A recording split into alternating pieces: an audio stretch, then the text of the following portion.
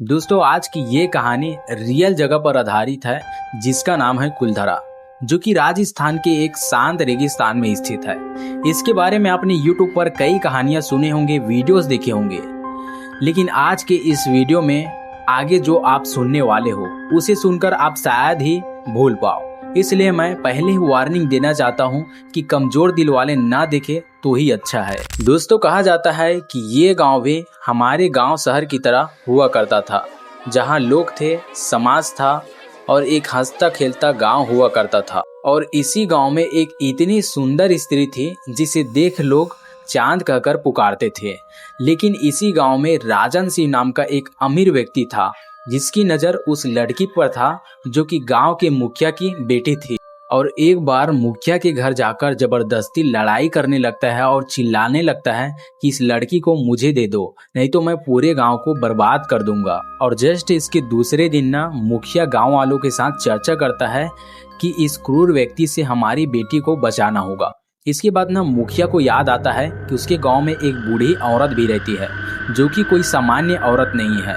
दोस्तों लोग कहते हैं कि ये औरत आधी रात को शमशान में काला जादू करती है और रूहानी ताकतों से खेलती है। और दोस्तों मुखिया ना उस बूढ़ी औरत के पास मिलने जाता है रात में। दोस्तों जब वह वहां पहुंचता है तब देखता है कि बूढ़ी औरत अजीब तरीके से अपने बिस्तर पर बैठे हुए थे। दोस्तों मुखिया ना उस बूढ़ी औरत से कहता है कि मुझे तुम्हारी मदद चाहिए। उसके बाद सारी बातें उस बूढ़ी औरत को बताता है। फिर बूढ़ी औरत न धीरे से बोलती है कि ये काम इतना आसान नहीं है जितना तुम समझ रहे हो। दरअसल दोस्तों बूढ़ी औरत ने ऐसा इसलिए कहा क्योंकि गांव का मुखिया उस व्यक्ति को काले जादू के जरिए मरवाना चाहता था। उसके बाद काफी देर बाद ना वह बूढ़ी औरत मान जाती है और एक शर्त और एक वार्निंग देती है कि तुम इस गांव को छोड़कर चले जाओगे अपने परिवार के साथ। अगर नहीं जाओगे तो आज रात जो राजन सिंह के साथ होगा वो तुम्हारे साथ भी हो सकता है। उसके बाद दोस्तों रात को ही गांव का मुखिया गांव छोड़कर चला जाता है। और उसी रात को 1 बजे जब राजन सिंह अपने बिस्तर पर सो रहा होता है तभी रूहानी ताकतें अचानक से तेजी से चलने लगते हैं। उसके बाद एक जोर से चिल्लाहट के साथ कुछ टूटने की आवाज आती है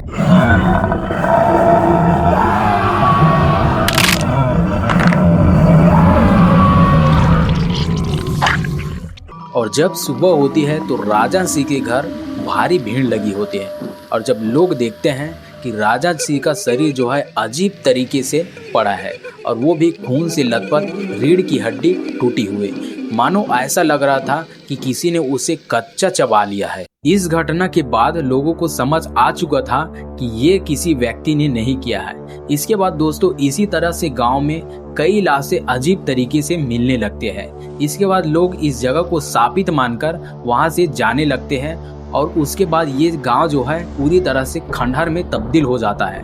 दोस्तों वीडियो कैसे लगा कमेंट में जरूर बताना। मिलेंगे नेक्स्ट वीडियो में।